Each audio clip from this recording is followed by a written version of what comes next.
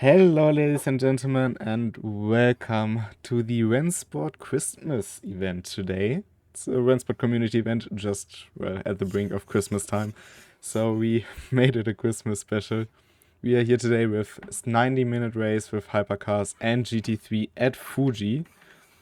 Qualifying is about to start, and we have a good mix of cars, and we also have a good mix here in the booth because I'm not alone here today. I'm joined by Tim Ireland as usual. Hello, everybody, and hello, Lino.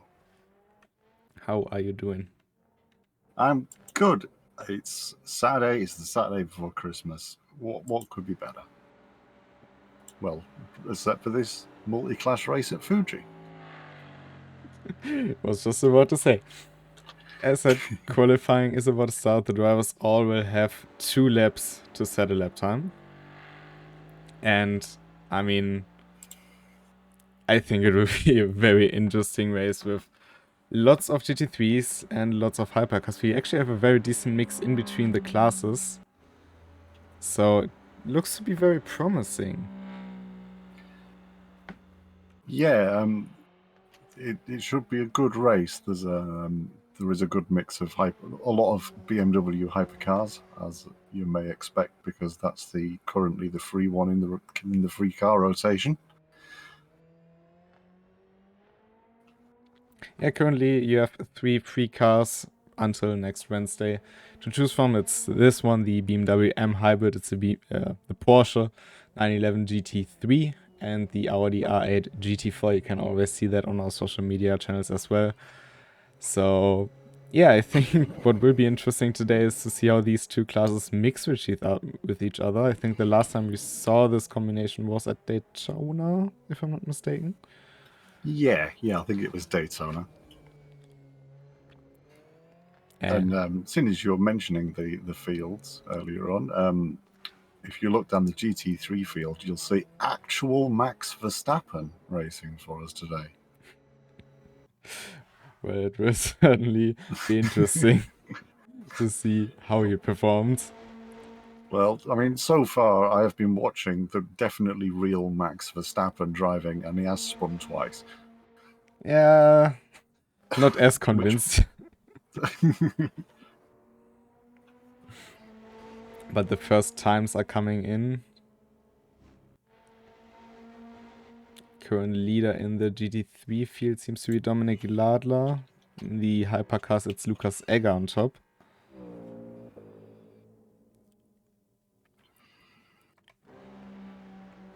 Enrico Breuninger also back after his podium finish, which was definitely not close and not achieved by 21 thousandths of a second in the end.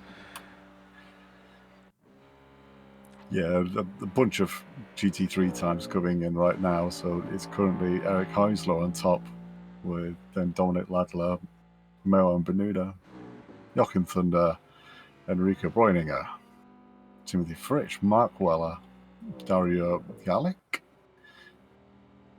and definitely Max Verstappen about to finish his lap. He's not on pole. Maybe with the next lap, who knows? It will be very interesting, I think, with the Hypercars on strategy, because we haven't seen the Hypercars in a strategy race so far. Usually the races were 90 minutes when they included the Hypercars, and or 60 minutes. Today we will have 90. Having those cars in such a long one is new territory for not only most of the drivers, but also us in the commentator booth. So we are not quite sure what to expect yet.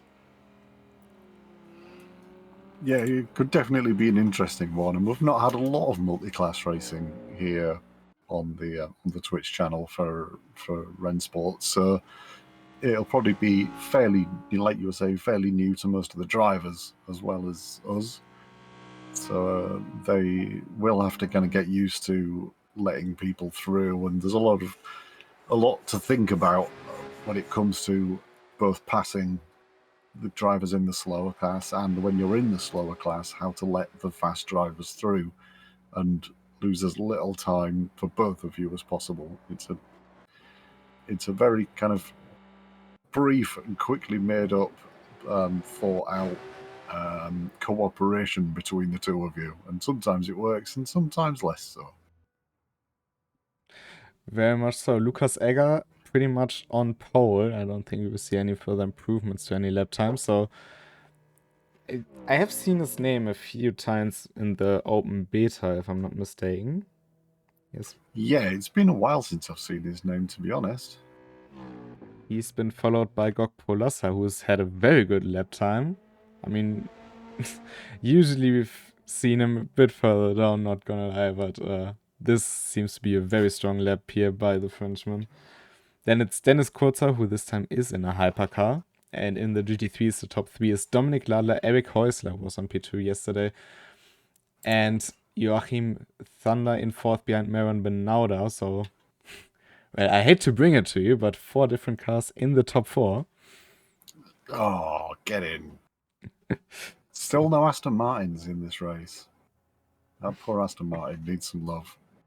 Yeah, you get it in the battle pass if you acquire that. You do? It's a completely free car that you just immediately get for getting the battle pass. Yeah, still waiting for, I think it's JMBC to finish his lap. But while we do that, while we are in the process of getting the race start ready with the grid that we just determined, we can take a look at next week's schedule, because this event was voted for by the community. We put out polls on social media and on Discord, and this one was the one that people quite convincingly voted the most. But we, of course, had a complete schedule being voted for, which will be the schedule next week from the 23rd to the 29th of December. And, well, put it plainly, I really much agree with the stuff that has been voted for. I think it's a very cool and very fun schedule to have. So the next RCE will feature the brand new M2 CSR. Next week we will be racing in the RCL again at Daytona. And until we race there, you can enjoy Mission R at Hockenheim, you can drive the Praga 1 or GT3 at Nürburgring, you can drive the front-wheel drive cars or the Porsche 911 GT3 RENNSPORT, it's quite a mouthful, at Daytona, or you go with the current combination of Hypercar and GT3, but not at Fuji, but at Spa. And we can hear that the cars are starting to roll. So we'll be live with footage in just a moment.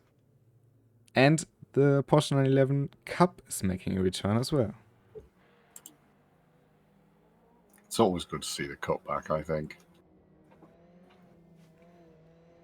It's a quality car. Needs more races. Here we go. We see the GT3 field led by Dominik Ladler. This is the Hypercar field. I've seen some 963s in the signups. Unfortunately, it seems like they're not part of this race. But it will be Egger leading the start here at Fuji. And we go green for the Christmas special. 7 Hypercars and I think 11 GT3s. And immediately under pressure, Egger from Gok Polassa into turn 1. No, it's actually Yannis Serassi, if I see that correctly. It was Gok Polassa, was my mistake. So Gok Polassa right now in the lead of the race. Let's take a look at our GT3s, and there's been a bit of chaos. I'm not quite sure where Dominik Ladler is. One seems like he dropped down the grid. Eric Häusler is leading the race. From Timothy Fritsch. Turn 1 kerfuffle when I think Dominik Ladler and Maron Benauda ended up both in the gravel from that one. Did you see that catch from Joachim Thunder? Oh, and Joachim Thunder in contact with one of the BMWs collecting Enrico Bräuniger. And that is not a good start for the two of them. And it was contact with, of course, the real Max Verstappen, I think. He's going to have some words to say about that on social media afterwards. He himself is chasing the Mercedes of Mark Weller, who you might see has a very interesting livery on his car, because it's the AMG Esports livery. We will get into that a bit later, I think. But right now, let's concentrate on top, because Gokpo Lassa is under a lot of pressure from Lukas Egger. Tucking out of slipstream side by side down the front stretch. And into turn 1. Can he get it stopped in time? Oh, not quite, overshooting quite a lot. Captured out of the gravel for the most part, though.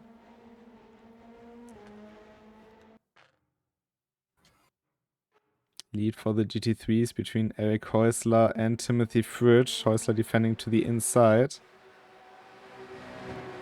Both annoyingly taken the same car with the same livery. But they had different light modes on, so we can still tell them apart. And Eric Häusler into the lead of the GT3 field. Have to worry a bit about JMBC in the Hypercar. Oh, and collecting Eric Häusler there.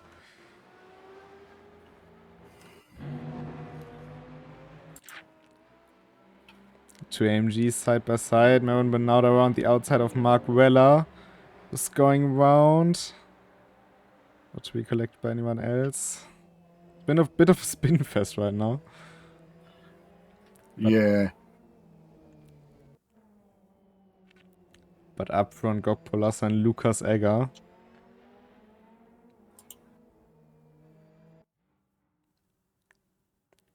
Seem to have a pretty good race.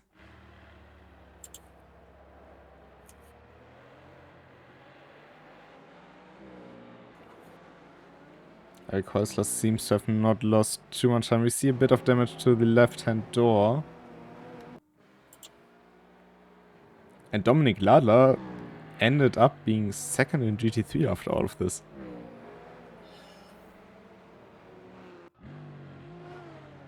Now under pressure from Maron Bernardo, who's going through the inside in a very bold move. You see one of the hypercars being stationary, exiting the final turn.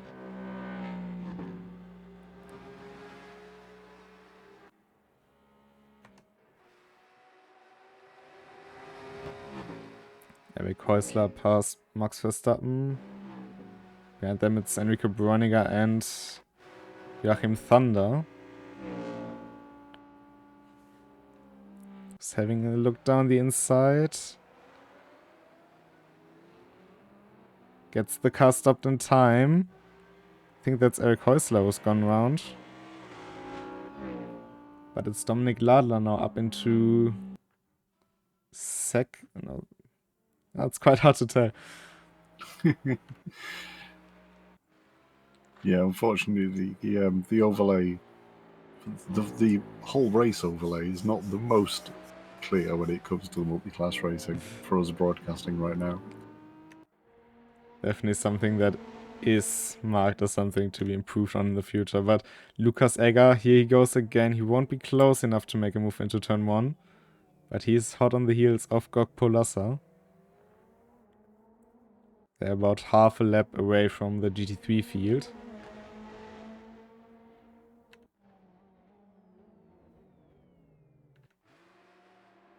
And Timothy Fridge leading the GT3s. Oh, but commentator's curse.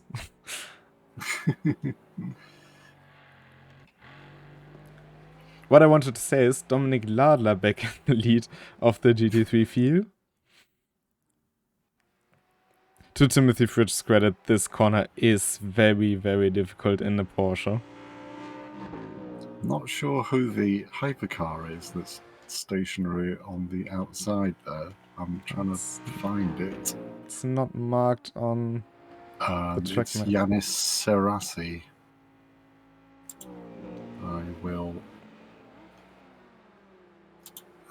send him back to the pits. Should resolve the yellow flags. Max Verstappen got past Enrico Breuninger, or was passed by Joachim Thunder. I'm not quite sure right now. Now this is a good chance for Lukas Egger.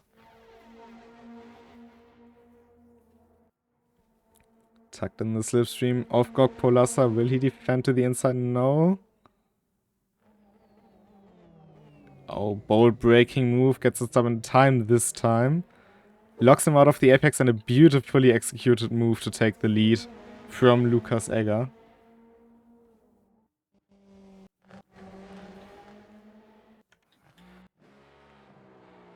Back to the fight for the lead in the GT3 field. Mervan Banauda against Dominik Ladler.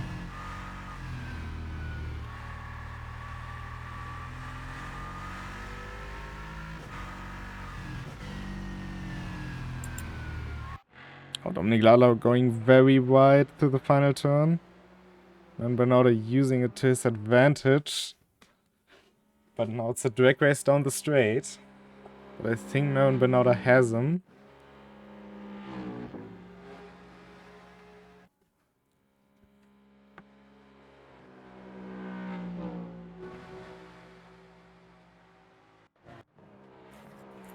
And it's Mervan Banauda in the AMG to the lead of the race.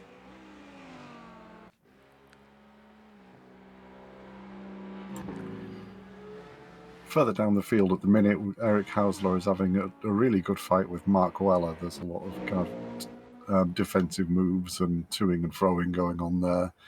They're just catching up with Daria Garlic, who I think is slightly off their pace. So that could be an interesting strategic situation there.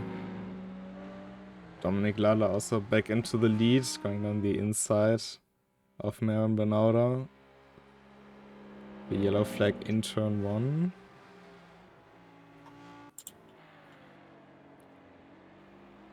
I think we'll see those two being back and forth a lot in this race. Yeah, for sure. They seem to be fairly even on pace, and the Fuji track does have some very, very different corners, which will suit the different cars at different times. Meanwhile, up front, Lukas Egger was able to quickly build a gap to Gok Polasa, interestingly. So Polasa has lost some time quite rapidly. But this was now a very sketchy situation, I think, for Mervan Banauda, because it's so easy to lose the rear end. But if he lost the rear end, he would have side-slammed Dominik Ladler, who was going around the outside.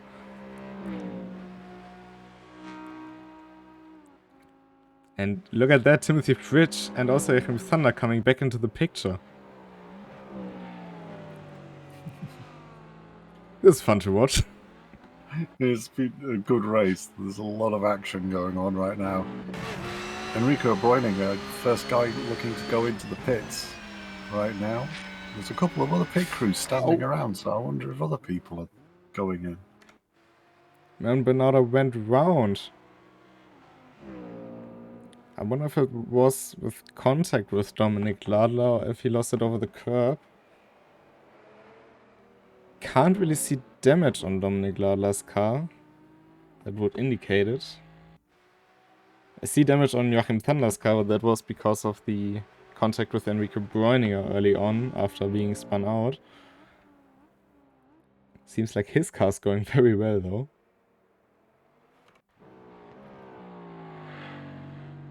Lukas Egger at the top of the hypercar field, already lapping some of the GT3s now.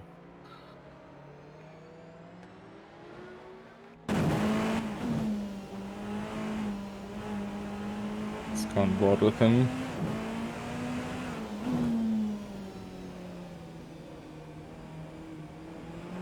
Enrico Bräuninger, meanwhile, exiting the pits. He should come out in front of the GT3 leaders. Yeah, Bräuninger had quite a repair bill to pay up for that one. He spent a bunch of time in the pits getting some repairs done from some of the earlier contacts. I think Dominik Ladler also went in. Indeed, he is. So he was the first from the lead pack to come in.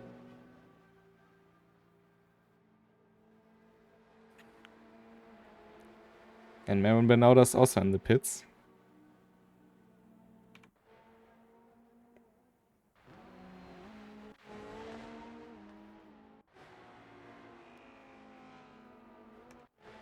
Ladler just refueling. It's just a quick fuel stop for him. I mean, he has some 120 minutes on one set of tires yesterday. Guess 90 minutes on one won't be the issue for today.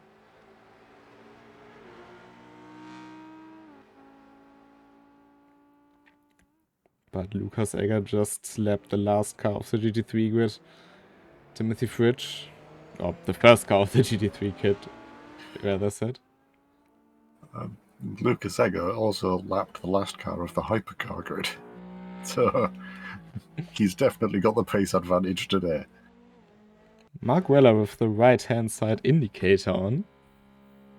Yeah, he's been indicating for a while. I'm not sure he knows it's on.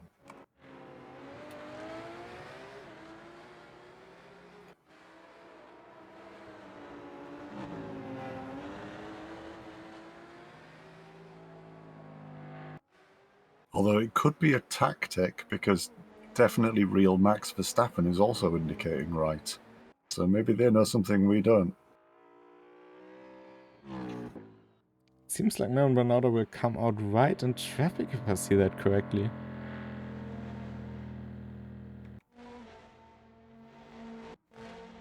There he is.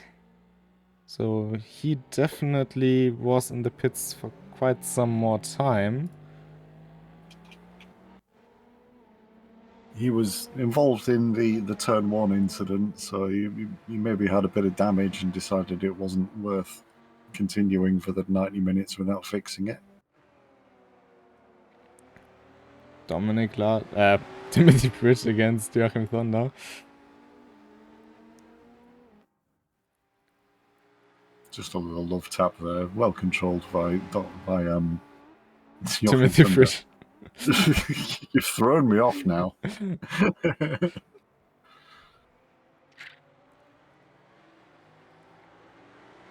Well, with the amount of lead changes, it's kind of hard to keep track of everything. It is a bit, what you say.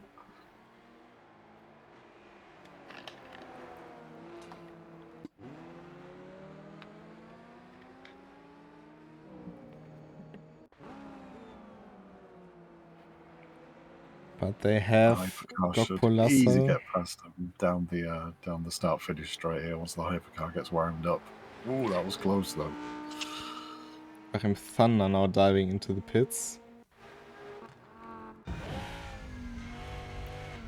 It is a pretty tricky pit entry here in Fuji, I think.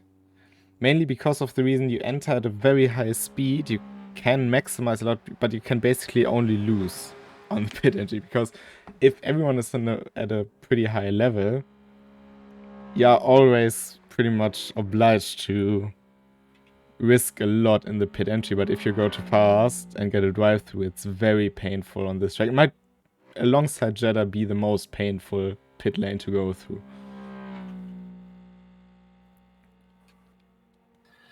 Yeah, it can be a very tricky one to enter and not lose a bunch of speed. Like you said, it's definitely all in the timing, and it's probably not something these guys are massively practiced in.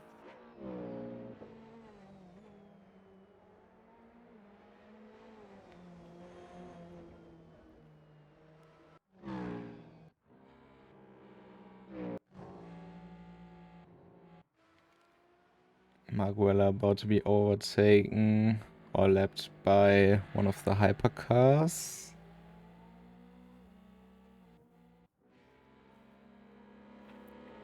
You did some research before the live stream into Marguella, because we were quite surprised to see this livery being present here today, which I think is a very beautiful livery. Do you want to let the people know what kind of royalty you have? It is one of the esports liveries, and you can't just get those. You do have to be part of the esports team to get them. And as far as I can tell, Mark Weller is the team manager for AMG Esports.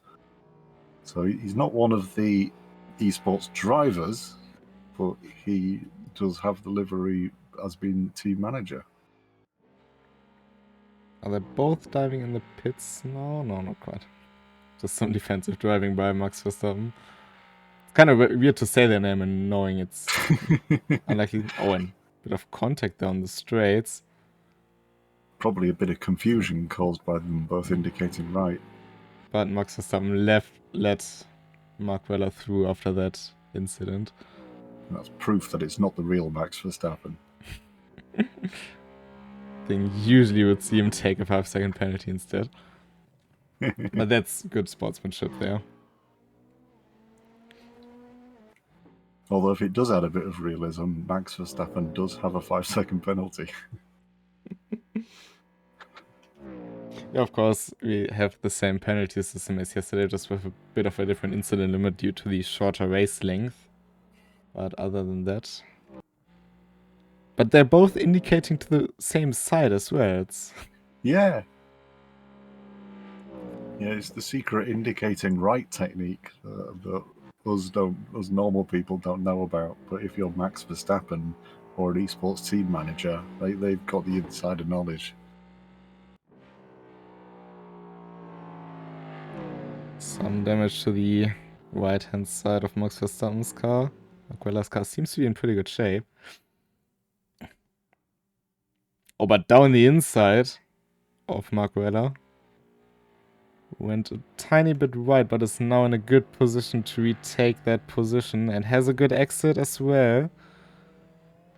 Now into the slipstream of that BMW, which is definitely punching a big enough hole for the AMG to fit in. Which you can't say about every car. No, not really. The AMG is a fairly hefty beast, but somehow the M4 manages to make an even bigger hole in the air. Oh, Max Verstappen coming back at Marquella. Can he defend around the outside with a good exit? Had a bit of wheel slip, I think, and now it's Max Verstappen back into 7th. Or, I think, yeah, third in class currently. He's currently 3rd in class, yeah. Class leader still Timothy Fridge. Dominic Ladler is rapidly catching up with those two. With Jochen Thunder a few seconds down the road. Gokpol also the first hypercar from the lead group to come in.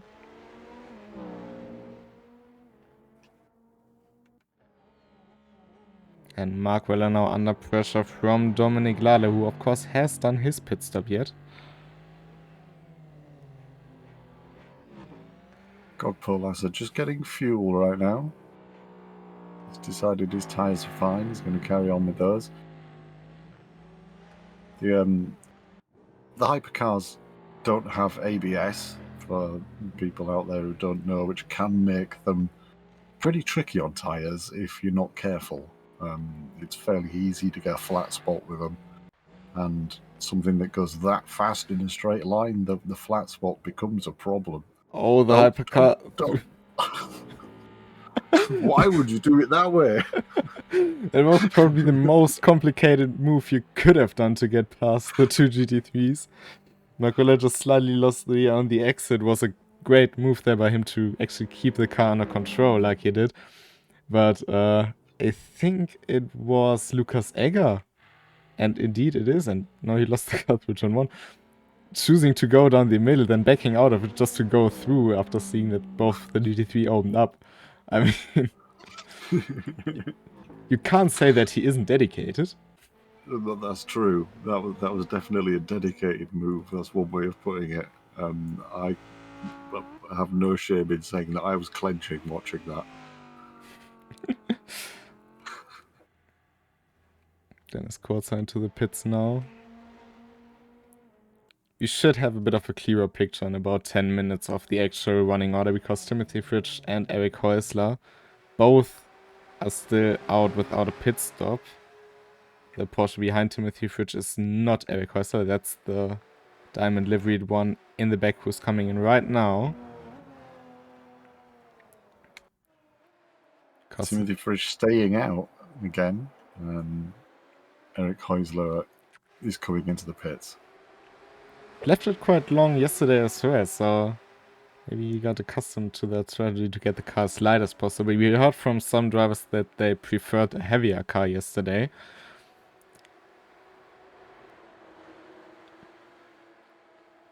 Of course, on Fuji it's a bit different. I mean, especially that last sector, most of the cars have the fuel rate in the back.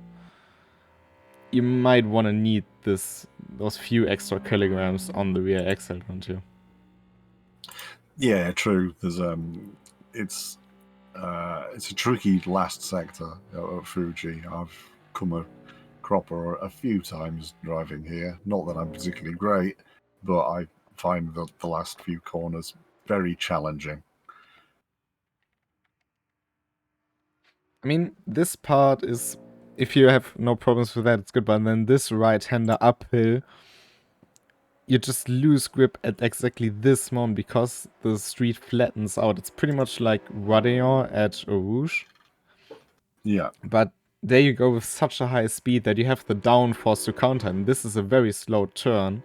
It looks like it's fairly fast, but it really isn't because you lose the traction. And I think that's Timothy Fridge coming into the pits, and that should now clear out the running out. I think Mark Weller is the only one who hasn't pitted then after Timothy Fridge. So let's wait and see if he comes into the pits as well or not.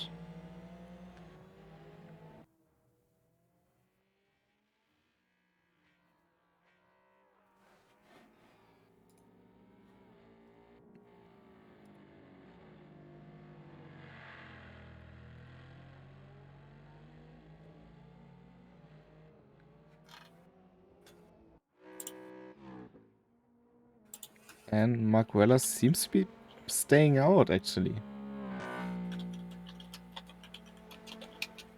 That might be a mistake for him because I don't think he'll have enough fuel to get through another lap. We shall see next time around. Timothy Fridge getting tires done and is ready to go now.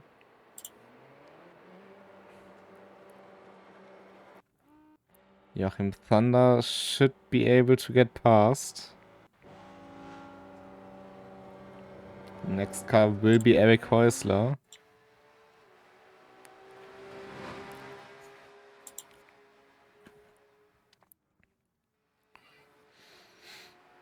Yeah, Mark Weller is about to run dry on his tank. Of course, one thing they don't really have to deal with in the ASLR1 is fuel, so he may not have remembered to look down that corner of his screen. He could really use a helping hand right now. And it seems like he retired the car. It's a very unfortunate end to what was a good performance. Yeah, he was definitely had a good start to the race there. But to give you a quick rundown of the current order, we have Lucas Erger leading the Hypercar class with 20 seconds to Luciano Icaso, who we haven't really seen today. Silently went past Gok Polassa and is doing a fantastic race so far. Then in third it is Seth Gok Polassa. Might have... No, he didn't change tires, right? He didn't change tyres, but there's only him and Dennis Kurzer who's pitted so far. So those will still need to be cleared out. Dennis Kurzer then in fourth. And then we get to the GT3 field, which is led by Dominic Ladler, out of all people, who was very far down the order alongside Aaron Bernardo earlier in the race, after turn 1. Yeah, he's made a really good comeback. He's fairly clean on the damage stakes, so he's not had to worry about that too much. After a few incidents at the beginning of the race, but he seems to have recovered really well. Currently in second in GT3, it's Joachim Thunder, who also had a bigger crash with Enrico Breuninger. Well, not with Enrico Breuninger, but I think it was contact with the BMW of Max Verstappen, sending Joachim Thunder straight into Enrico Breuninger. Definitely something that will get looked at after the race, I think, by the drivers to see what really happened. But he is recovered back to second and has a fixed car. Timothy Fridge in third. He had a great start to the race and is still thriving, I think. And then Eric Häusler, who's also recovering from a bit of an incident with one of the hypercars.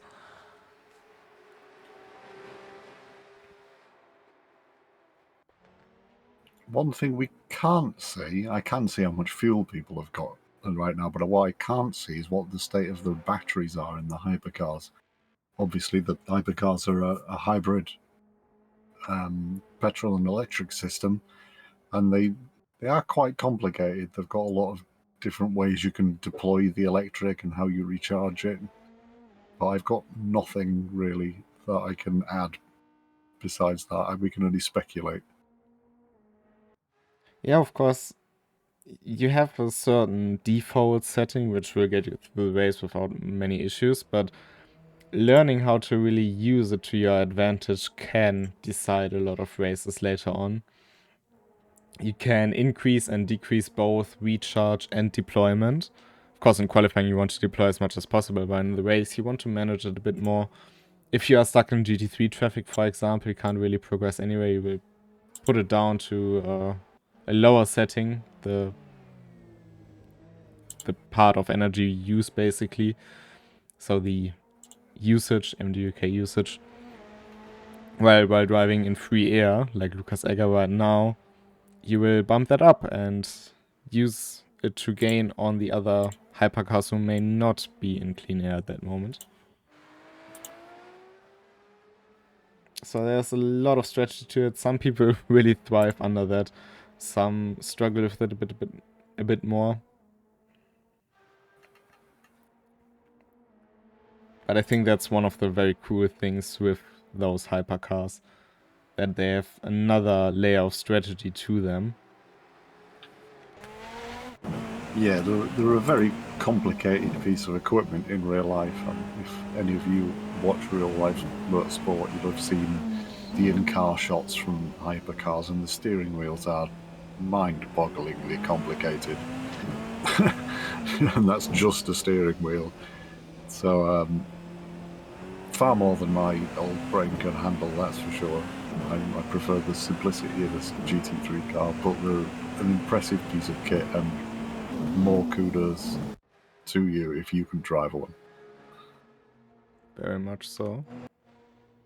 Lucas Egger into the pits.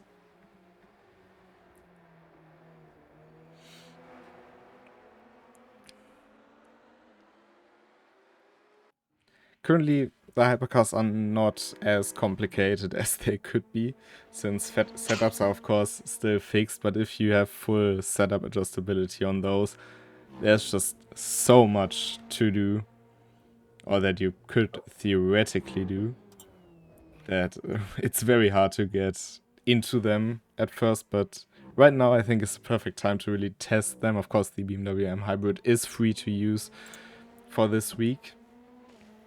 But if you ever wanted to really try hypercars, I think currently is a good time to get used to them. All you have to worry is ABS, traction control, and if you want to, which is completely optional, the MDUK delivery and recharge. And if you do want to give them a go and you're not comfortable with the no ABS situation, there is the in-game ABS you can turn on, which is completely independent of car. Indeed.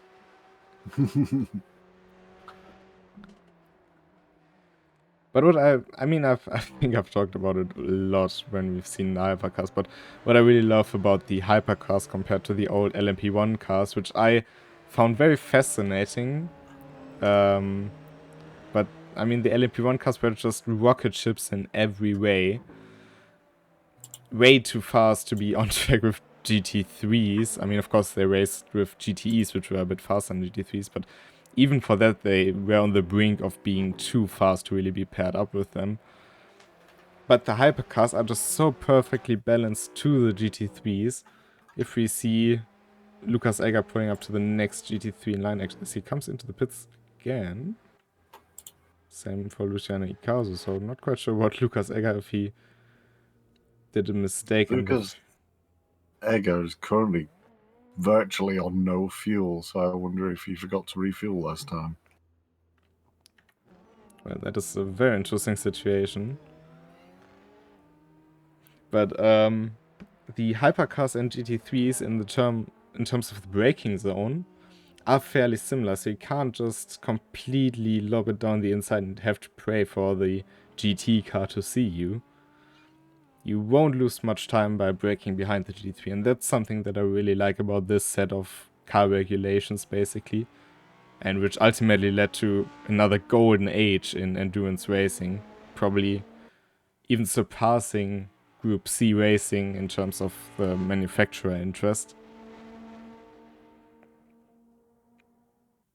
Yeah, the introduction of the new hypercar rules has really made an explosion, hasn't it, in popularity, both I think from viewers and in manufacturer interest. The field size has absolutely exploded in the last couple of years.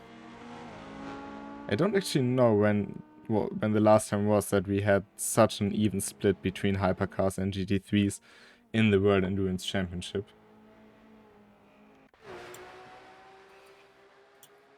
And it only seems to be getting more popular as well. We've got more cars joining with the Aston Martin Valkyrie, I think, is starting next year. Indeed. Of course, unfortunately, we lost the Lamborghini, which was absolutely beautiful. But we got one of the most beautifully sounding engines as a trade-off, which I can live with.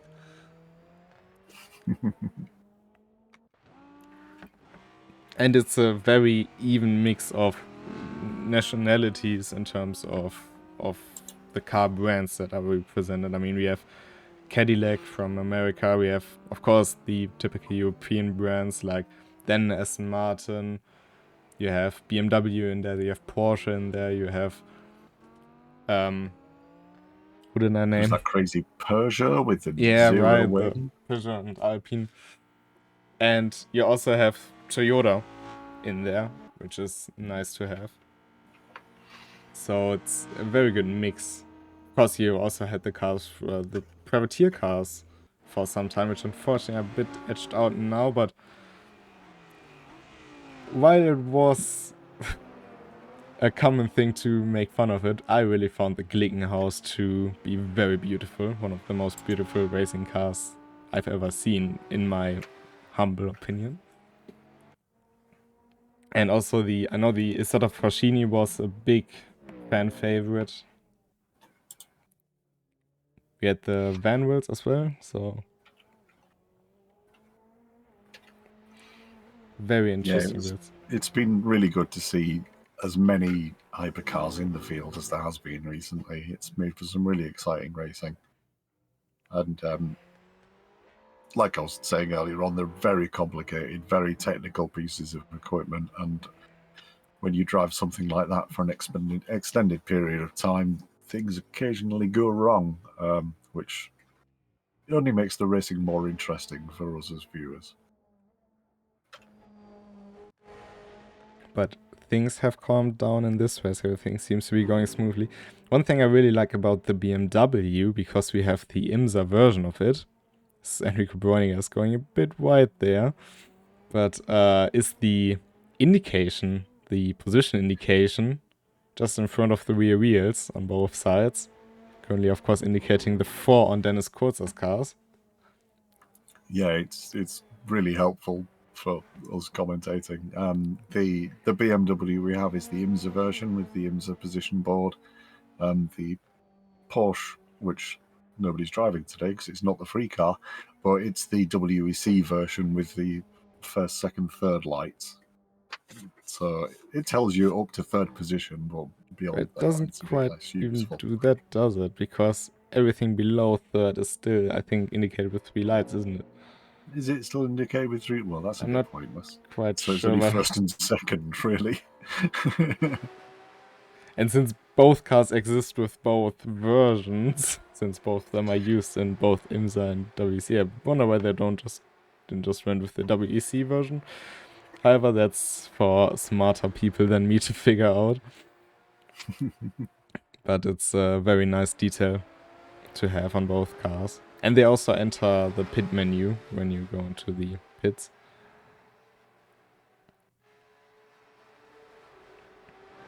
Eric Häusler closing in on Timothy Fridge, 3rd and 4th in class respectively.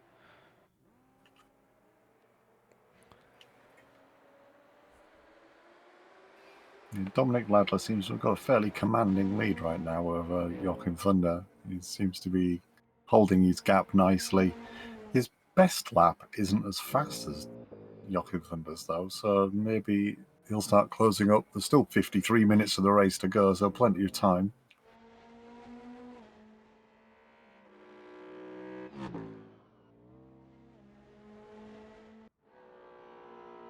Eric Heusler as well. He's very quick at the minute.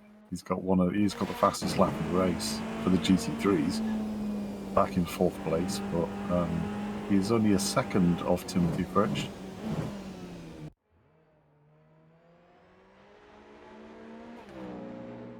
Giving that Hypercar plenty of room there and letting it through. Yeah, getting passed between two classes is always an act of both being aware of the current situation.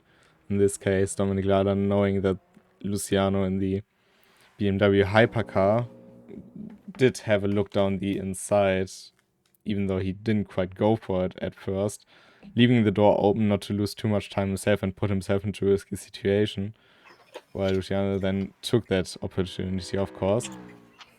So you always have to be aware of your own situation, but also of the hypercars, and the other way around, the hypercars have to be very aware of the GT3s, because both are racing for victory here. Dominic Ladler is leading the GT3 race and Lukas Egger is leading the hypercar race, and both victories are equal the same, or worth the same. Yeah, they both definitely mean the same amount to both drivers. So no one is more takes priority over the other, shall we say. So it's good to see the drivers giving each other the respect they deserve, really.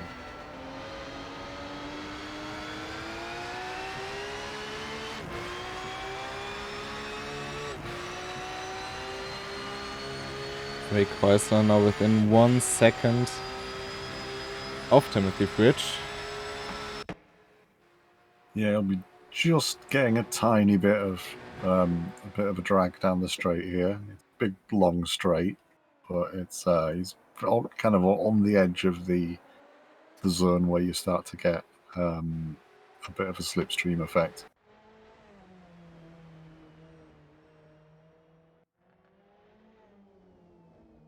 The 10 car in the pits, that's Dennis Kurzer.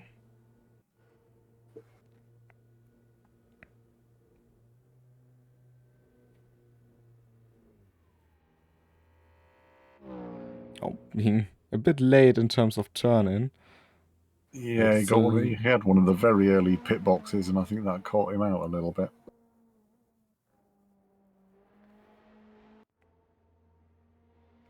Definitely gets with fuel. Will he change tires as well? Indeed he is. One thing I'm not sure about is when do other pit boxes pit crew come out? Because there is pit crew for a few pit boxes there right now. So I wonder if they just stand there waiting the entire time. I think so. I think as long as your car is on track, they are there waiting for you to come in.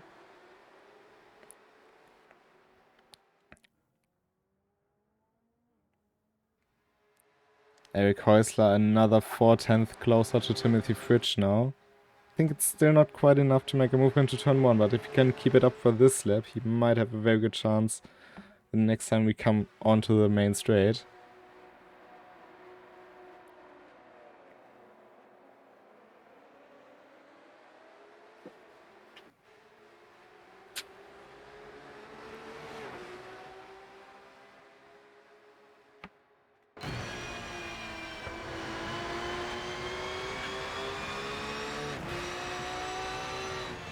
Eric Heusler much more to the inside of 100R compared to Timothy Fritsch.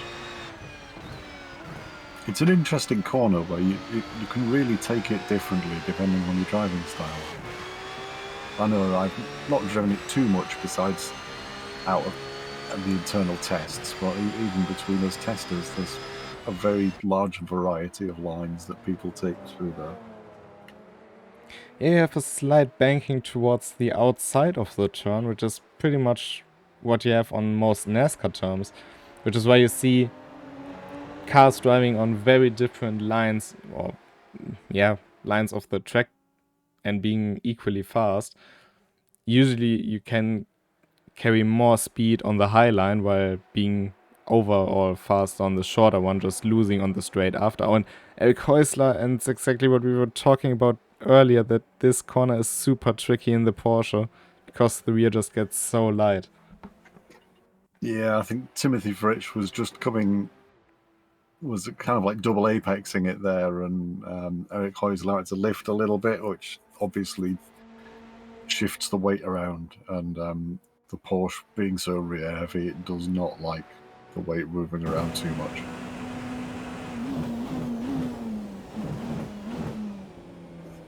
It might have not helped his rear tires in terms of the condition, but he hasn't lost too much time, so he's still or he should still be able to get closer to Timothy Fritsch once more. So Lucas Eggers is now going around the outside. Lucas Egger is brave with those overtakes. He trusts the people around him, I'll put it that way. But he's also not doing anything impatient. He waited for I think it's a Coca-Cola left. It's actually the name. Yeah. He waited there. He could have done, let's say, a not smart move and just dive it down there. He would have had the speed, perhaps, but I don't think that Eric Häusler would have seen him in time or expected it. So he has been patient with those.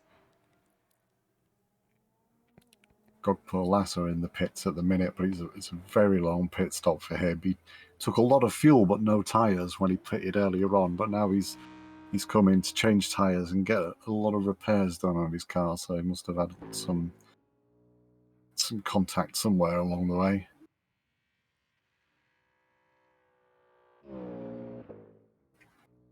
Maybe also a big flat spot, which is very dangerous in the hypercars. I mean, as you said previously, there's no ABS in those cars by nature. And if you already have a flat spot, especially in a car like the hypercar, and you brake for, let's say, turn 1, because it's the hardest braking zone we have on this track, you will always go back to that flat spot, since the tire basically is in the air for a short moment of time and has less braking force, and if you apply the brakes as normal, it will lock up at the exact same spot, worsening the flat spot. And there's not much you can do against it. So you can't really recover from any flat spot.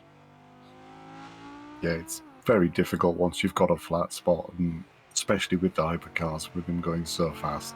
The straight at something like Fuji, it's it's very distracting.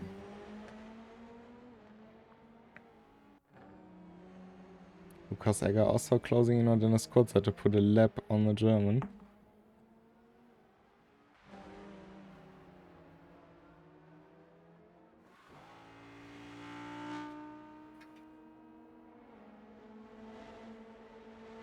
Oh, and Timothy Fritsch went round in the final sector.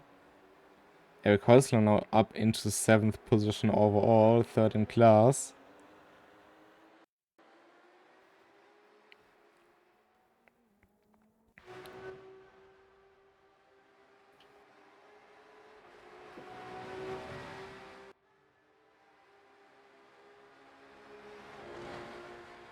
Probably looking to see Joachim Thunder come into the pits in the next few laps.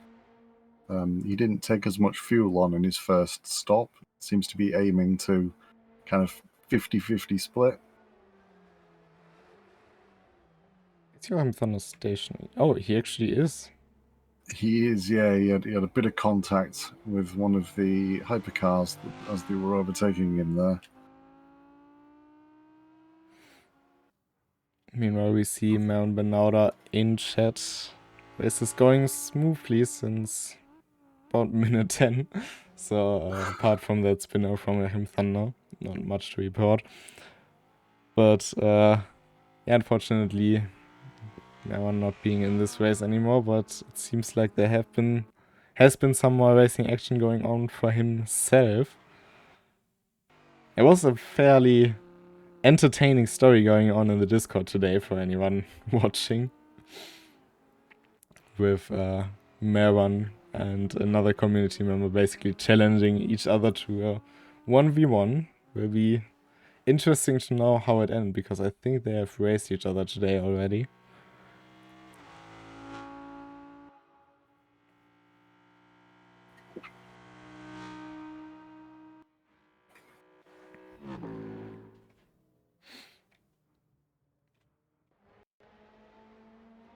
Joachim Thunder staying out for another lap, but I'm fairly certain he'll come in for the next one. He's got a 5-second penalty as well, which he'll probably end up serving. He's not too far in front of Eric Heusler right now, so I don't think he's got any chance of getting out ahead of him. I think he will remain in front of Eric Heusler after the pit stops, but it will definitely be much closer. But I mean, yesterday, of course, Joachim Thunder was the one profiting of 5-second penalties. Well, he gained of one of them. The other one he lost out by 21 thousandths of a second after a 2-hour race. That is quite staggering.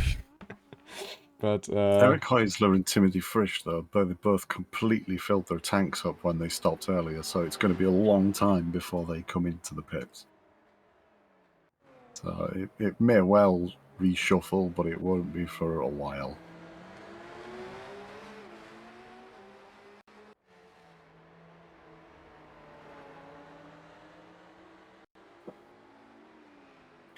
we are past halfway of this race. So there's still plenty of action to come in terms of strategy, especially. Because we are also, I mean, we've seen Gok Polasso being in the pits for the second time. I think Lucas Egger and Luciano Icazo both were in the pits for once only. Yeah, Lucas Egger, his fuel load is substantially lower than Luciano Icazo.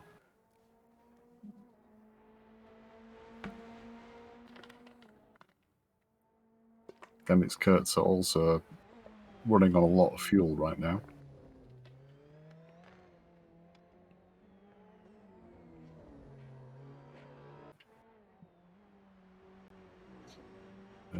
Heusler, Fritsch, and Boehringer have both got a fair amount of fuel in the tank, so I'm not expecting them to come into the pits anytime soon.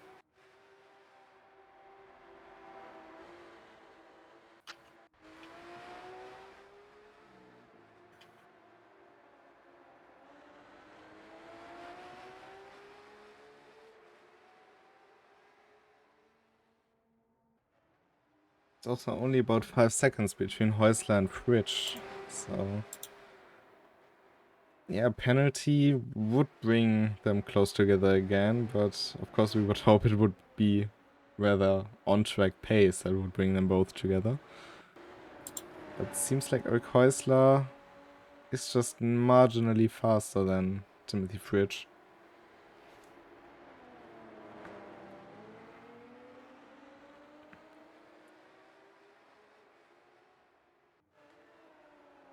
And Joachim Thunder into the pits. Let's see where he comes out after this pit stop. And if he will take tires or not.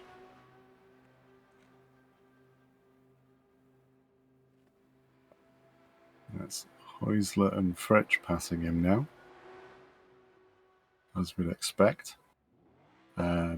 He is taking tyres, yes, and he has served his 5-second penalty.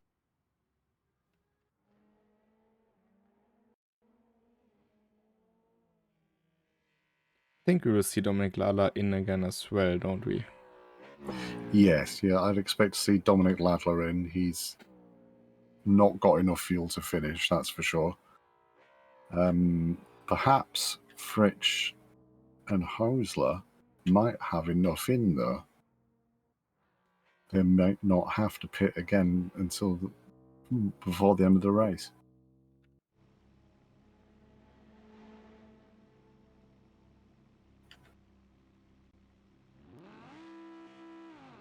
Thunder rolling again. Oh.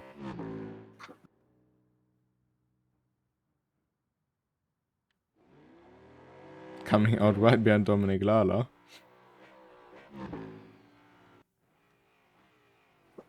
Well, at least on track. Well, on pure pace, Jochen Thunder has been lapping slightly faster than Dominic Ladler, so that could make for an interesting situation where he might want to overtake him in a few laps' time.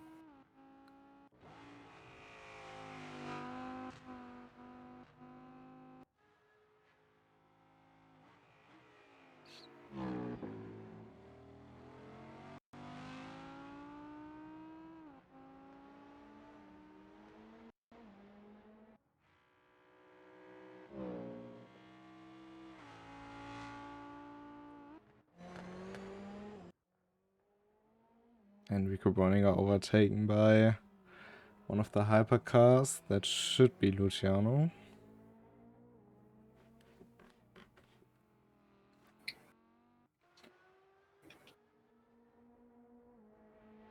Not sure, because I think Luciano is just behind Jochen Thunder right now. Oh, it was a 10 car of tennis court. That was my mistake.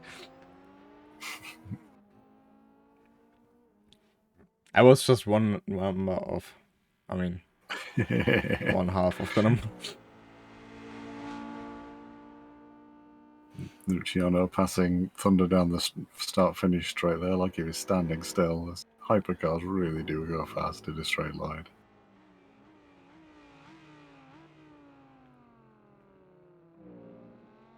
Now about to pass Dominic Ladler.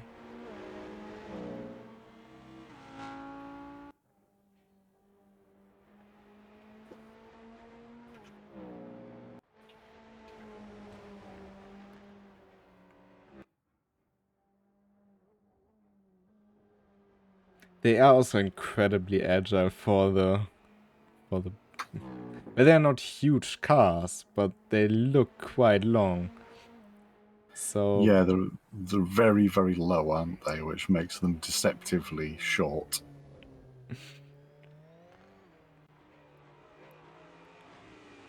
I think it's only once you see them up against some of the GT3 cars where you realize just how small they are. I think they are actually longer than GT3s by quite a margin, but they are narrower.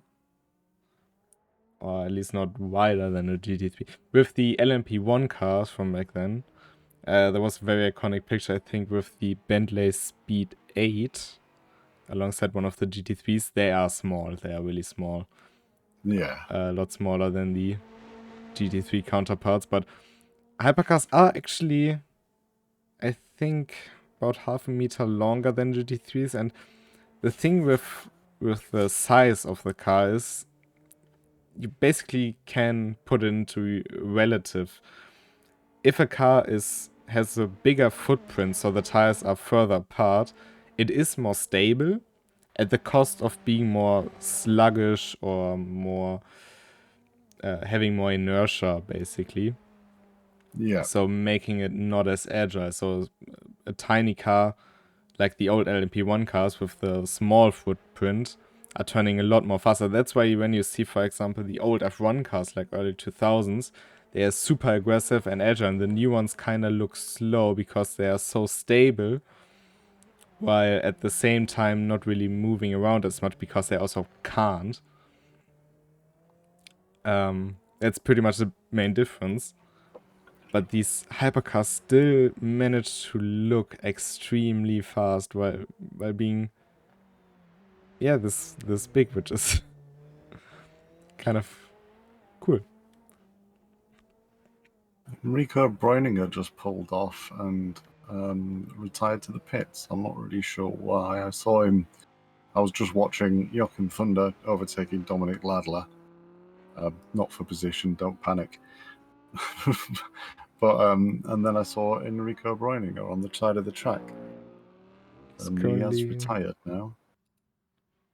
I guess we will hear from him fairly soon. He's usually pretty fast on responding why and what happened. Joachim Thunder, by the way, is past Dominic Ladler. Yeah, Dominic Ladler did let him past. Obviously, it's not a fight for position in race. He indicated coming into turn one and let him through. At least the indicator isn't still on. So he found the button to turn it off again. Well, with a BMW, it's fairly impressive that he found the button to turn it on. That's a very fair point. But I wonder, when we see Dominic Lala in again, Eric Häusler's only 20 seconds behind. Oh, and Lukas Egger losing the car being behind. That was actually Eric Häusler losing the car, I think, because he was surprised by the lack of downforce he had. Being fairly close to the end of that Porsche. But Eric Häusler would be promoted to the lead, and if he doesn't have to pit again, that could be a race-winning situation he finds himself in. Yeah, he's still got a fair amount of fuel on board as Eric Häusler, so I still think it's possible he could finish the race without pitting again. Dominic Ladler will maybe have. Oh, he's coming in now. I was going to say he's maybe got 2 laps worth of fuel left, but he's decided to come in anyway.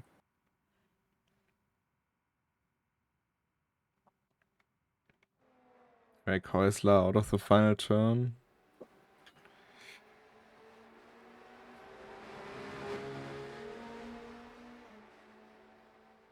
So he's now taking over the lead in the GT3 race. And is Dominic Lala changing tires? Indeed he is. Answers that question.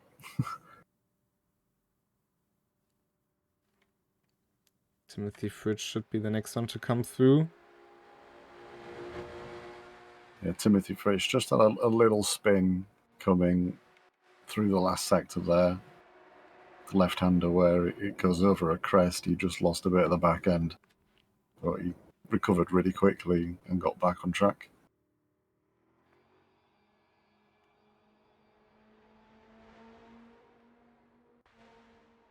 Dominic Lala will come out in clean air, so that's a positive for him. He's third in class now. Will he be able to put those new tires to good use? Will he be able to close in a 30-second deficit to the 2 Porsches up front in about 30 minutes of run time left? It's a big ask for sure, but his last few lap times have been way off the pace of his best lap time. So maybe.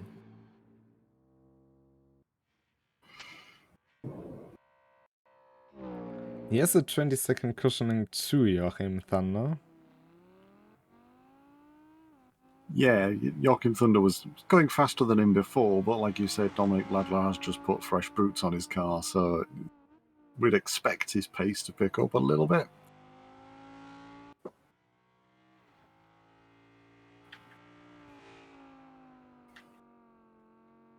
If we see any fights, it will be close to the end of the race, that's for certain.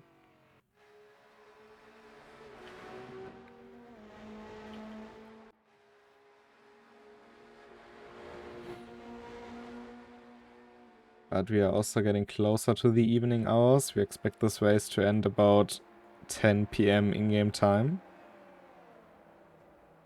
It's just gone past 5 o'clock in-game. So yeah, it'll start to get a little bit darker soon.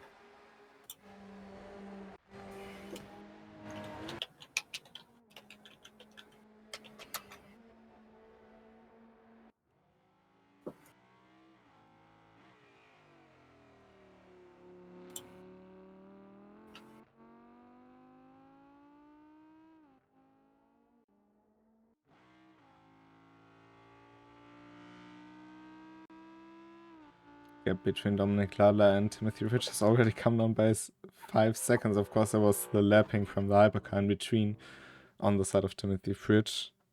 It seems like Dominic Lala really has pace. Not including Ladler, who's just pitted in his last lap, obviously, but all the other runners in the GT3 race are all doing on 39s. Not a lot of variation between them either, so they're all virtually on the same pace, just on different sections of the track, unfortunately.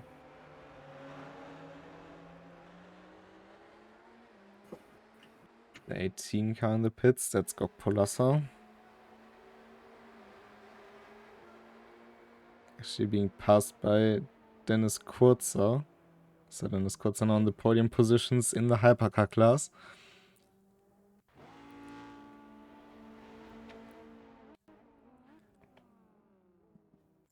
But while we are currently in a bit of a stretchy long run situation on track, we might as well have another look at next week's schedule while we are at it. And this is what it looks like. It's all been voted by the community. And lots of variation, isn't it? Yeah, it's it's a bit of a crazy one, that's for sure. There's a lot of different classes, different tracks. There's a lot of multi-class going on, as you can see. So yeah, there's some pretty wild races out there. The GT3 Praga at Nürburgring could be a funny one because they're two different classes of car which basically do the same lap times. As we've mentioned a few times, in very different ways. Yeah. But what I found interesting is actually, if you look in the GT4 series, the second race. Because what was voted for was actually the beta track. Which, if you didn't know, is a figure 8 track, and I mean figure 8. And yeah, of course, rating is turned off for that, so it will be a very interesting race for certain if you want to try that. I will certainly do. I would suggest turning down the FFB if you drive on a direct drive. But other than that, why not going for it? But with that, back to the racing. It's an unranked race, so you don't have to worry too much about your RENNSPORT rating for that one. Indeed. Of course, safety rating will also be influenced by that. No, just put it in there for people if they actually wanted to vote for it. Big dive here from Dennis Kurzer on, I think it's Eric Häusler. It was very... Yeah, it was Eric Häusler, yes. Both with a lucky escape here.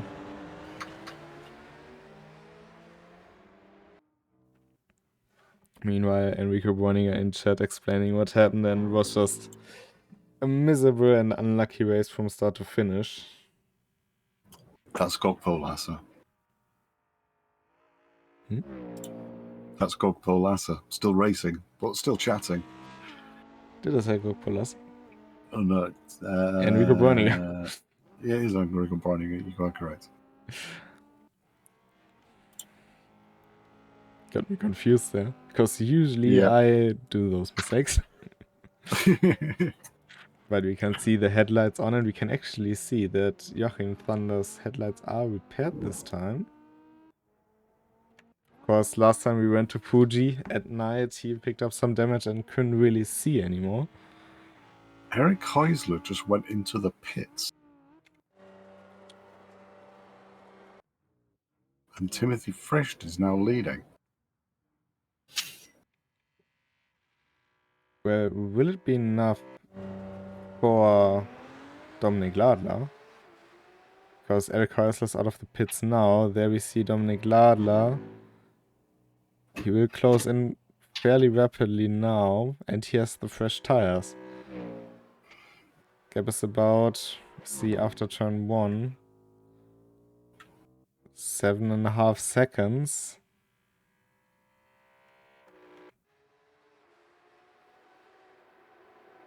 What about Timothy Fritsch then?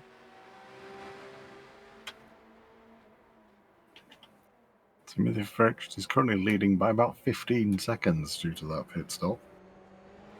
I didn't actually catch what Eric Heusler did in the pits. I think it was just refueling, because otherwise he would have been way behind Dominic Ladler. Doesn't seem to have a lot on, though. I wouldn't have expected him to be much different than he was before. What you need roundabout right now is 40 to 45 liters to finish the race, I think, because we have 25 or 23 minutes left. Yeah. 40 liters should get you through that. Dominic Ladler's definitely got enough, so has Joachim Thunder. Timothy Fritsch is close. He might have to do a little bit of fuel saving towards the end. Eric Heusler is a few litres shy of 40. Trying not to say exactly what fuel people have got. But, yeah, I don't think he took any fuel on board. Or did he maybe repair the damage from the contact? Maybe. Yet?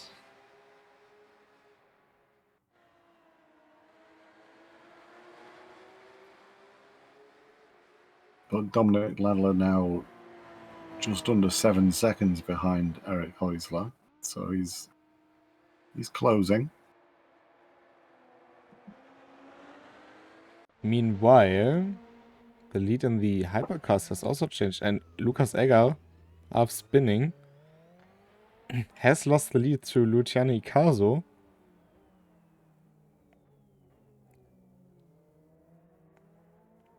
Not quite sure if it was due to pit stop. So if we will see the lead change once more. If it was a mistake from Lucas Egger that this half spin we've seen wasn't the only one. Yeah, the top three in the hypercars right now are all doing roughly the same lap time. Of course, we're not really sure if Lucas Egger made a bit of an oops that lap. One thing perhaps to note, though, is that Lucas Egger does have a 5-second penalty.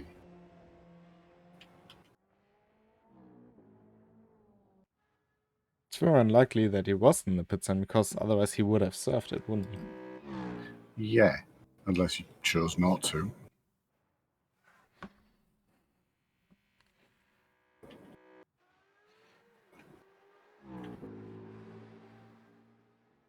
Eric Heusler also has a 5-second penalty in the GT3 class. Those are the only two penalties we have right now. That is not really helping Eric Heusler's case in terms of having Dominic Ladler not pass him. No, that's true.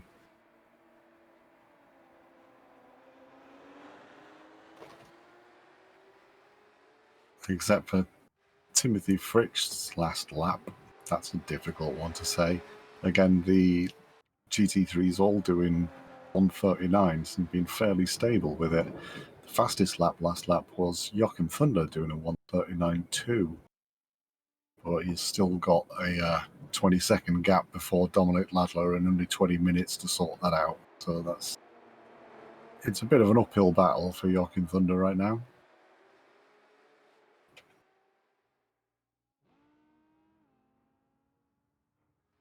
For a second I thought Timothy Fritsch was about to come in.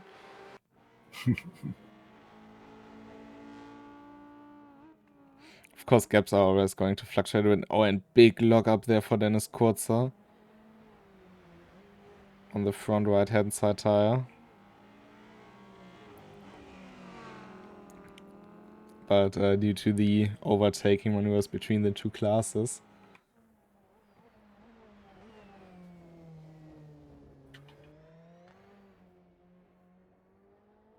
it seems like Lucas Egger has found his pace again. Yeah, his last lap was about 2 seconds faster than Luciano Ichioso.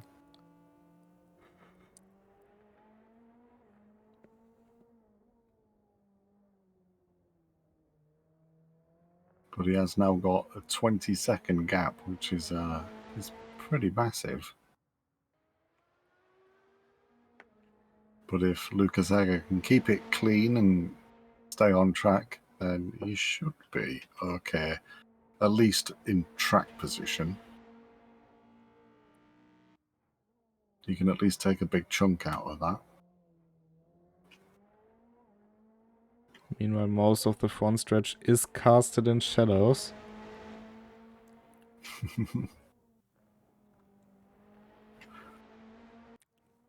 One thing I actually really like about the BMW, although you can say about the styling what you want, but having those grills being, well, really be presented by this LED stripe around it is a very cool feature. It does look good in night races. There is some pretty impressive auxiliary lighting in the hypercars. They seem to have really gone to town with LED strips in the different cars, and how they managed to distinguish them in night races. And it's really a kind of like fun little thing, but it's good to see. Yeah, there's no car looking just like another car in Hypercar. Everything is pretty distinct. Which is something that you couldn't say about Group C. Group C was absolutely awesome, don't get me wrong, but Hypercar just currently is absolutely spot on with what, at least in modern times, racing needs, and that is distinguishability and personality in the cars as well, because it's something that many road cars are unfortunately lacking. But if we look at the modern racing fields, GT3 Hypercar, they are also unique.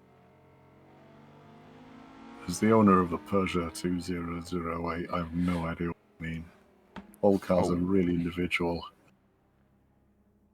Joachim Thunder off after contact with Lucas Egger. That was quite aggressive from Lucas Egger, I gotta admit. Can Joachim Thunder get driving again? Back end of that Audi is pretty smashed up.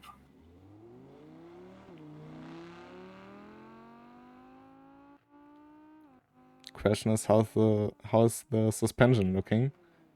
Doesn't quite have to care whether the rear right taillight doesn't work anymore. But if the wheel is bent and it just looks like it, that definitely has to be repaired.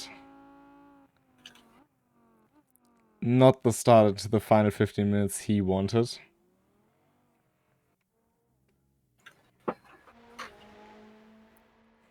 No, he was having a bit of a weave around on the straight there to see how the car was handling. Oh, and he's just recovered from a spin. But I don't think it's looking good for Joachim Thunder's car right now. It looked a bit over the top from Lucas Egger, I gotta admit. That, yeah, you are safer going around the outside in a hypercar. And that is the 18 Gokpolasa going around.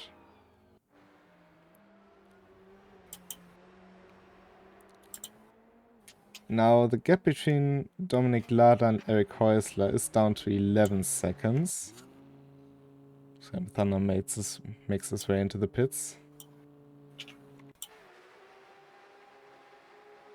But the gap between Timothy Fridge and Eric Häusler is also down to 8.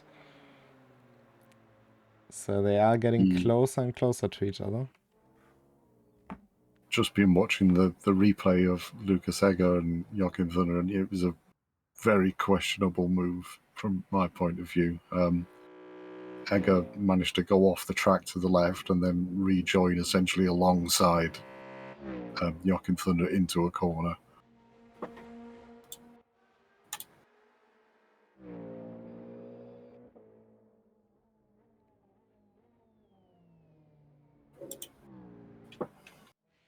Bit surprised by now this more desperate looking move. I mean, Lucas Egger has done a fantastic job to this point. So he definitely has the skill to avoid such things. Yeah. I mean, he has just done his fastest lap of the race, actually. A 1:28.5, which is very, very quick. He's obviously on a hunt to try and get his lead position back, but you've got to respect the other drivers around you and the other classes because they are racing too. Now coming up to Dennis Kurzer. Sledding him by, of course, blue flags between the two cars. And the gap has come down to 13 seconds between Ikazu and Egger. Yeah, he really is a man on a mission right now. Oh. He's pushing very fast. Both Egger and Kurzer went spinning there.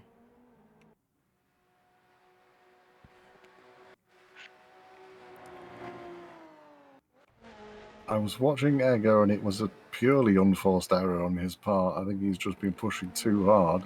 Well, I mean, Kurzer had the exact same issue. Yeah. It's...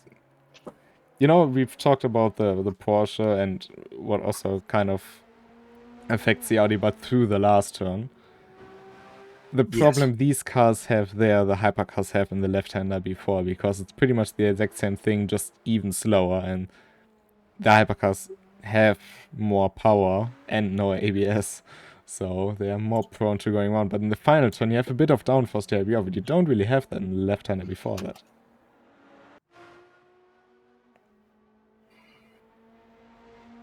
Yeah, the kind of elevation changing that's going on around there does kind of mess a bit with the downforce, as well as in the weight balancing of the car, which does not help, especially if you're pushing as hard as Lucas Egger just was.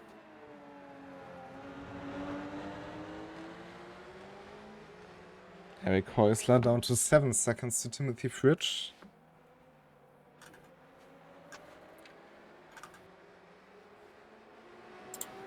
But even if he gets past his Porsche colleague, he still has to build a gap of 5 seconds to take the win.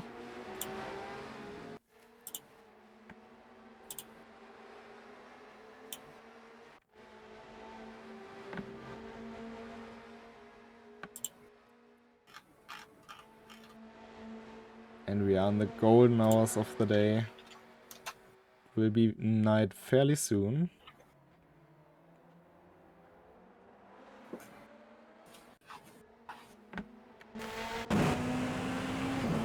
Unfortunately, that did spell the end of Joachim Thunder's race. He has retired. But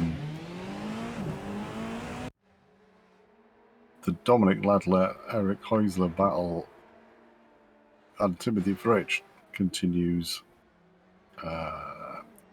relentlessly at the minute, to be honest.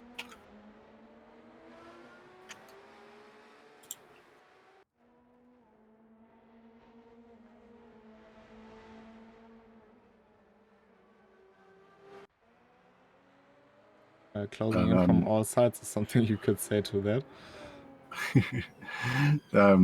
Timothy Fritsch and Eric Häusler both running lower on fuel, shall I say. So they're probably hoping that it will all be sorted out by now and they could do a bit of fuel saving, whereas Dominic Ladler has no worries whatsoever on his fuel load. So he's going to be foot to the floor. Well, as soon as the two hypercars, which are I think Lucas Egger and Dennis Kurzer, are gone by, they should be clear of any hypercar traffic. Not sure if they will come back for the end of the race once more, but other than that, they should be clear to race, so...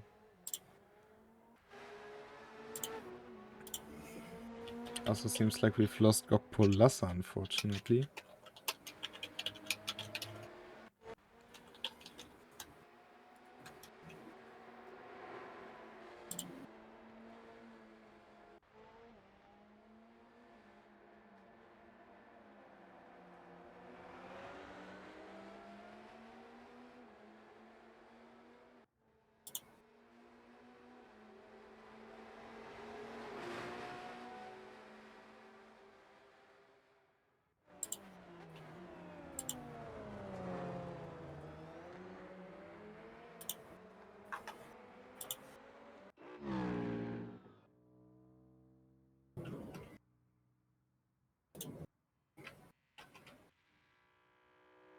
We've started the race with 7 hypercars and 10 GT3s. We are down to 3 hypercars and 3 GT3s. Has been a very, how could you say, Hectic. non-forgiving race, especially in the opening half an hour of this race. But On the plus side, podiums for everybody. you could say that, yeah.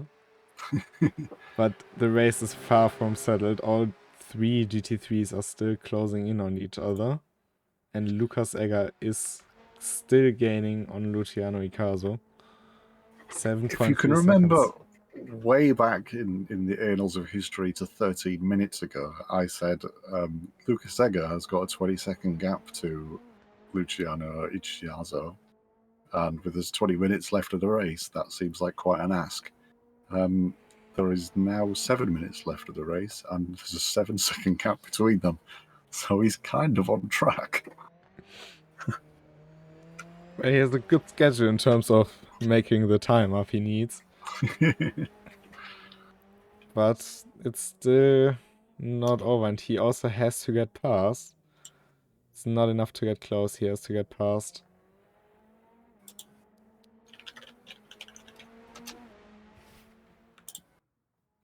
But both of them did a very good job to be in this position. Of course, there was this one situation with Lucas Egger and Jochen Thun that was a bit questionable, to say the least, but in a multi-class race like this, we don't really have it that often. Yeah, it wouldn't have been a race without such situation. You need a bit of controversy, don't you? Just ask Max Verstappen, even though he DNF'd. Meanwhile, the gap for the lead in GT3 between Fridge and Häusler, 4 seconds. Eric Häusler has just spun on the last corner of the lap, finally getting going again. Oh, and now into the pits. And Dominic Lalla up into second.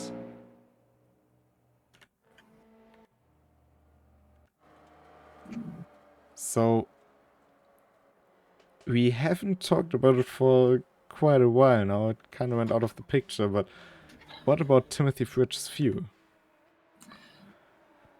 Well, I don't suppose it matters saying it, particularly at this point where there is 5 minutes left, which is 4 laps, 3 laps, 4 laps. Really depends on the pace of the 2 hypercars up front. Yeah, that's true. He's currently just under 11 litres of fuel remaining. I think it's about 3 litres a lap here. It So will he has got be a tight. He's got a 17-second buffer right now, so he can ease off and try and do some fuel saving, but it's going to be very, very tight. He's either got to try and fuel save or go flat out and do like 5 litres extra fuel. Well, if he comes into the pits, he does lose the lead for 100% certainty to Tommy Gladler. If he risks staying out, he might end up with a DNF. Would still put him on the podium in the end, though, so I know what I would go for. So let's see what Timothy Fridge is going for. The gap between Luciano Icaso and Lucas Egger is 3 seconds with 4 minutes left on the clock. Yeah, he's keeping to the schedule for catching up. Of course, He's ahead of schedule, actually. just slightly. But yeah, it's probably worth mentioning again that Lucas Egger does have a 5-second time penalty. And the chances of him overtaking and then gaining 5 seconds, not exactly great, I'd say. So if this is purely for bragging rights of finishing on track first, really.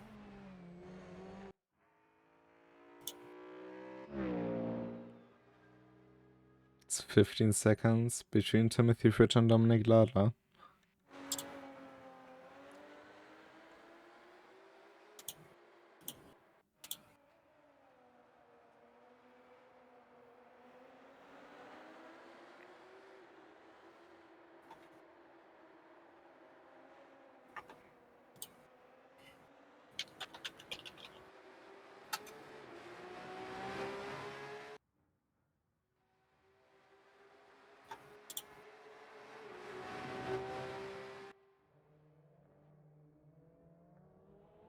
I think unless Lucas Egger does a mistake now, he should be able to get some good slipstream down the front stretch from Ikazu.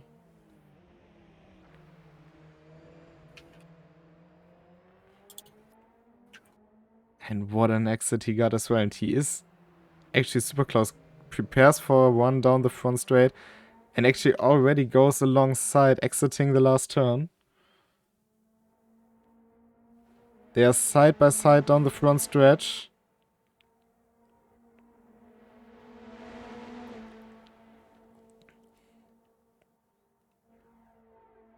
Who will break last? They break at exactly the same time. Lucas Egger down the inside.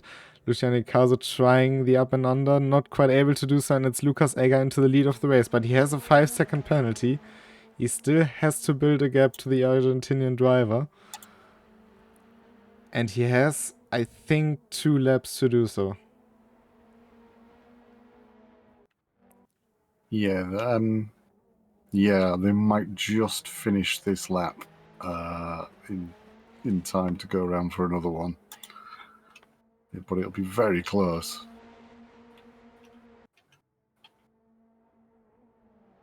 Where's Timothy Fritsch on track through the final turn? I don't think he will be caught by the Hypercars, but Dominic Ladler is fairly close to the Hypercars. Yeah, Timothy Fritsch probably hoping that the Hypercars don't make it round for another lap because he is running on fumes right now. Well, the interesting situation is if they overtake Dominic Ladler, which they definitely will be, but they don't overtake Timothy Fritsch, he would have to run another lap. But if he knows they have overtaken Dominic Ladler, he could go into the pits and hope that his pit box is behind the start finish. Which I think on Fuji it is.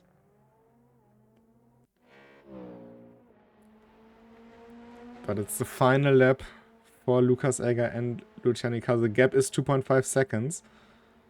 He has to be lucky with Dominic Ladler as the traffic car now. He's going around the outside, letting Lucas Egger go on the inside. But what about Luciano Ikazu? Where will he find his way past the Austrian? Yeah, he needs to get a good clean overtake too. Unfortunately, he probably has no idea that Lucas Egger has a 5-second penalty right now. He's just fighting for the pride of it. But what he doesn't really know is that this might be keeping him in the win. The gap has grown to 3.2 seconds. Final 2 turns were the part where Lucas Egger was super strong. Out of the final, and will actually be close with Timothy Fritsch. Timothy Fritsch lets Lucas Egger through. Which was a sensible move for him. Yeah. Lucas Egger across the line in first, but it will be Luciano Ikazu, after the penalties have been applied, to win the Christmas special here on RENNSPORT. And Timothy Fritsch winning the GT3 class. I think it has been a long time coming for him, but he is now also a race victor. Dominic Ladler in second. Then Scott actually went to the pits once more. And Eric Häusler, some damage to the front left. Had a very strong race. Was very unlucky. But he will come home third. Special mentions from me for Dennis Kurtzer and for Eric Häusler there, who were both quite far off the back in track position, but carried on for a full 90-minute race. Bless you both. Well, also very unfortunate for Joachim Thunder this late in the race, but he is 4th in GT3 still, and Rico Browning as well in 5th. They both had very terrible starts to the race, made a beautiful recovery just to have it being cut short afterwards again. But yeah, what a race it was. Definitely wouldn't have suspected it to be like this. So yeah, congrats to the victors of today. Well, we see Dennis Kurzer finishing this race sometimes to the rear right, which is why you don't see the brake lights come on. But yeah, I mean, now we have Christmas ahead, Christmas Eve, and some days off for everyone in the world, I think. Yeah, that's a little bit of a break from my dulcet tones for a while. But I'm sure I'll see some of you on track in the coming days on RENNSPORT, as I'm also off work, so I have free time. Imagine that. Same goes for me. And yeah, I mean, we already talked about the schedule. You voted for it, so I hope there's something for everyone in there. Next week, we will be at Daytona for the RENNSPORT Community League for round 3 to have the halftime show, basically, of our Premier Championship. And in 2 weeks, we will have the first event of 2025.